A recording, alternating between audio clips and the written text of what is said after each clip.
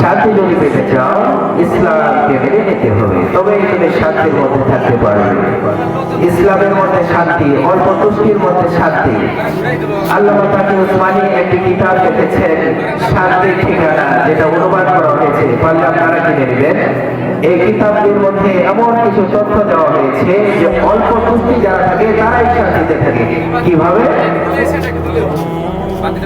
আমাদের একজন বুজুর্গ আল্লামা শেখ সাজী রহমাতুল্লাহ আলাইহি, তিনি একদিন মসজিদের মধ্যে প্রবেশ করলেন।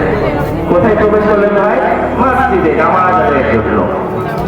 আল্লামা শেখ সাজী রহমাতুল্লাহ আলাইহি যখন মসজিদে প্রবেশ করলেন, তিনি যখন হেঁটে হেঁটে মসজিদের দিকে গেলেন, রওনা দিলেন, তার পায়ে ছিল স্যান্ডেল। কি ছিল ভাই? স্যান্ডেল।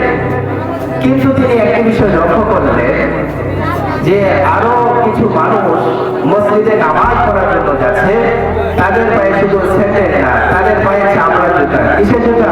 চামড়া জুতা।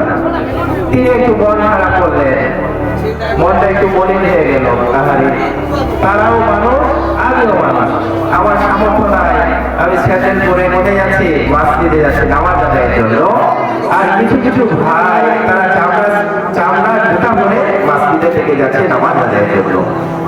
যখন এভাবে নামাজ শেষ হয়ে গেল, নামাজ শেষ হওয়ার পরে তিনি যখন এবার মসজিদ থেকে বের হলেন, দেখলেন তার চোখের মধ্যে একটা বিষয় ধরা পড়লো।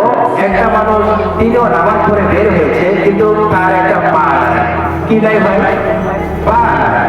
তখন সে সাথে সাথে বলল আলহামদুলিল্লাহ। কি বলেছে? আলহামদুলিল্লাহ। এর কারণ কি? এর কারণ হচ্ছে তার মনটা কিছুক্ষণ পূর্বে খারাপ ছিল নামাজের আগে। কেন? সে সামান্য স্যান্ডেল পরে মসজিদে গিয়েছে নামাজ আদায়ের জন্য। কিছু কিছু মানুষ চামড়া জুতা পরে মসজিদে গিয়েছে, এই জন্য মন খারাপ ছিল কিছুক্ষণ পূর্বে। এখন তার মনটা অনেক ভালো, তার অন্তর থেকে শুকরিয়া আদায় হয়েছে। তার কারণটা কি? তিনি চিন্তা করলেন, আমি তো স্যান্ডেল পরে মসজিদে আসছি, আর এক ভাই নামাজ পড়তে আসছিল, তার তো একটা পা নাই। কি নাই? পাই নাই, আমার তো পাটা আছে। কি বলে? এজন্য আমরা শান্তি যদি পেতে চাই, আমরা যে স্তরে আছি, আমাদের থেকে নিচু স্তরের মানুষদের দিকে যদি আমরা তাকাইতে পারি, তবেই আমরা শান্তিতে থাকতে পারবো। ঠিক কিনা বলে? আর আমরা যদি এক তলায় বসবাস করি, আমরা যদি ওই 5 তলা 6 তলা মানুষদের দিকে তাকাই, তাহলে আমরা কখনোই শান্তি পাবো